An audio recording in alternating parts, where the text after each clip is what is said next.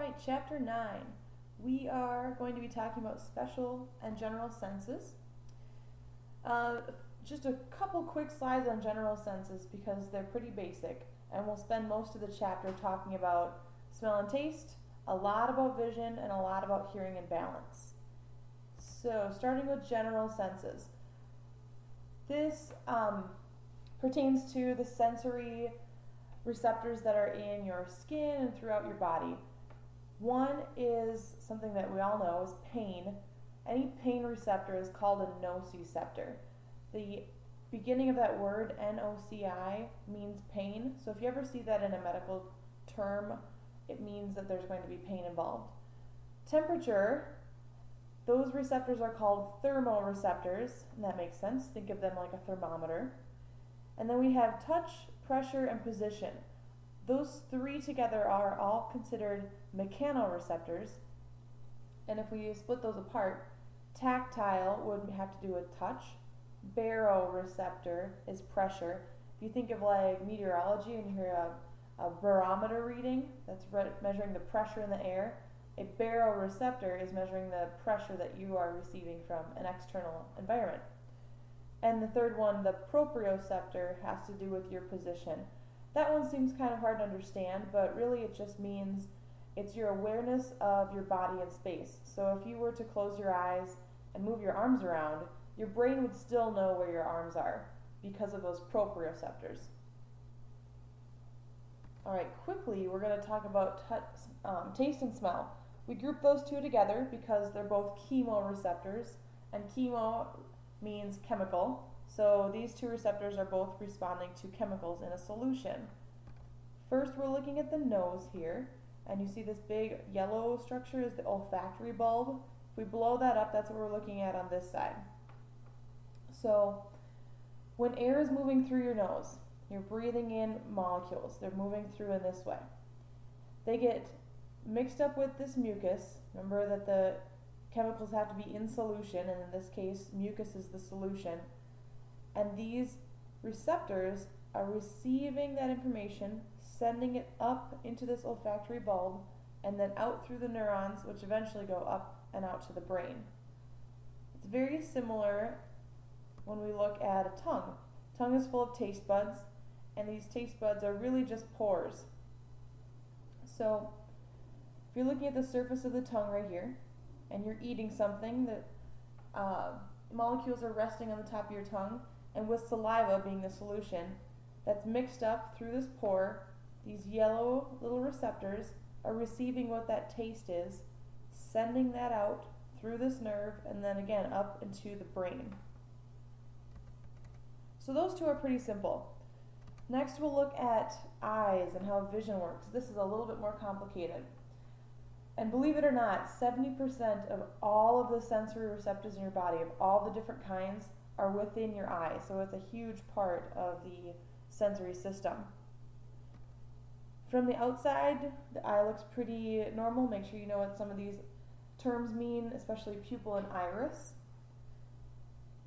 This is an interesting thing. I like to point this out because whenever you start to cry or you tear up, you'll notice that you kind of have a runny nose as well, and this is why. This gland up here, the lacrimal gland, is what's producing tears. It's on the outside of your eye so that the water, that tears, can wash across. So if you had dust in your eye, you would want it to rinse across the whole thing.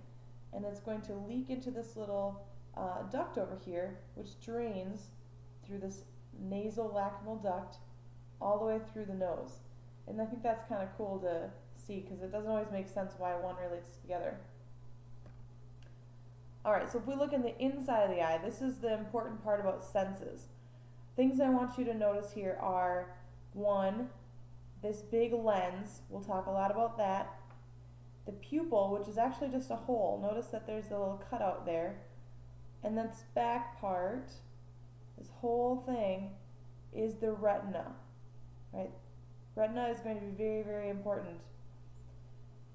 Think of the retina as a movie screen. So if you're watching a big drive-in movie, the movie projector would be out here. It would be projecting through the pupil, and then projected onto the iris. This is the big movie screen. This is where your sensory receptors are, and that's what's going to tell your brain what you're seeing. All right, so there's 3 different ways that you can focus that light onto the retina. Let's look at the lens first. So here's an example of what's happening. If you're looking at this letter R, the light is moving in through the pupil, and once it reaches the lens, it's going to change the refraction of the light and flip it upside down, and it'll project right on the retina back here.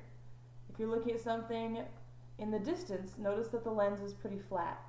On the next slide, we're looking at something very close, right? The same size R, but it's close to you. Notice the angles of these refraction are very different. We still get the inverted R on the back, but the lens is very bulged and big. The other way we can focus is through the pupil. With parasympathetic innervation, we're going to use a sphincter muscle to decrease the pupil size. So you're going to allow less light in. With sympathetic, you're going to open that up and allow a lot more light in. So in darker situations, you'll have a sympathetic innervation. Right, 2 important words to know are myopia and hyperopia. If you're nearsighted, that means that you can see things clearly close to you. That's myopia. And if you have hyperopia, you can see things in a distance very well. Let's look at what this means. So myopia, this is a nearsighted person. Without any correction, the light is coming in, it hits the lens, and it focuses too short, right? It's too shallow. That focus doesn't meet the retina where it should. If we put a contact lens or glasses in front of that lens, then we have the light coming in, which bends the light before it even reaches your own natural lens, and then it actually reaches the retina at the right focal point. The opposite is happening with hyperopic eyes. So uncorrected, light's coming in, and it's focusing the light behind the retina. If we use glasses or contacts to fix that, the light comes in, the light is refracted, and now you can see that the light is focused on the right spot. All right, last couple things about eyes. There's 2 types of photoreceptors. They're rods and cones. Rods are only used for black and white, and they are especially handy in night vision. And cones are used for bright light and color vision. Now both of these things are going to be found in the retina. As you can notice, this is a close-up of the retina, and the light is coming in from this side. The information is going through these receptors and then up and out to the brain. So putting this all together, when you have light hitting the retina, it's going to go to the optic nerve. You're going to have optic nerves from each eye that cross at the optic chiasm. The word chiasm just means cross. And now you're going to have 2 optic tracts that send that into the brain. Let's look what that looks like. So imagine that your eyes are up here, right and left eye. The optic nerve coming from the right, optic nerve coming from the right. Here's that chiasm. Notice that it looks like a little cross. From here you have the optic tract that goes up into the brain and eventually to the occipital lobe, so you can see, process what you're seeing. All right, let's look at ear quickly. Got a few minutes left here. The structure of the ear is split into 3 separate parts. You have the external, the middle, and inner. Let's look at a picture. So we've got the external here, the pinna, that auricle, the big flexible part on the outside, and the tube, that external acoustic meatus. A lot of times we'll just call it EAM, is the external ear. Sound waves are going to be caught by this structure and funneled into your ear. The middle ear consists of these 3 bones and the tympanic membrane, which is also known as the eardrum. And then the internal ear are 2 structures on the inside. So this is on the inside of your skull, and we'll get to that just a little bit later. All right, so focusing on the middle ear. Those three bones are called the malleus, incus, and stapes. Or if you call them by their layperson names, it would be hammer, anvil, and stirrup. And they're just called that because that's what they look like. On the inner ear, we have semicircular canals, and you can see they look like semicircles, right? There's 1, 2, and this back one, 3 of each. And then we have a cochlea, which it looks like a big shell, right? It looks like a kind of a snail shell. That's the last step in interpreting the sound waves you're hearing. All right, let's talk about what those mean. So every sound you hear is a vibration. It's moving through the air, and it moves through your EAM, and it strikes the tympanic membrane. That's the eardrum. From there, those hair cells are going to signal neurons, and it's going to change that vibration into an electrical current, because your brain doesn't understand vibrations, but your brain does understand electricity. So we have sound moving in vibrations. That hits this drum, and imagine just like a drum moves, that's how this is working. When this drum moves back and forth, it makes this malleus hit the incus, which then vibrates the stapes, and this is where we make that transformation from middle ear to external ear.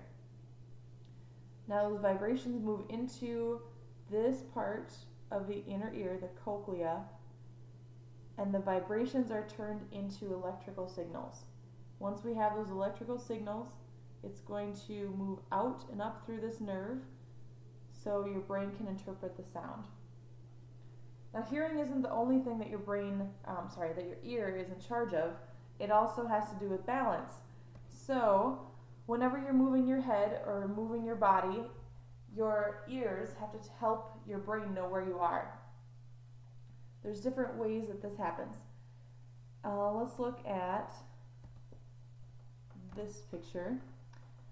So you have these little cupulas inside your inner ear, and they kind of wave and move when the lymph or the fluid that's inside is moving back and forth. I think it's easier to look at this with this moving picture.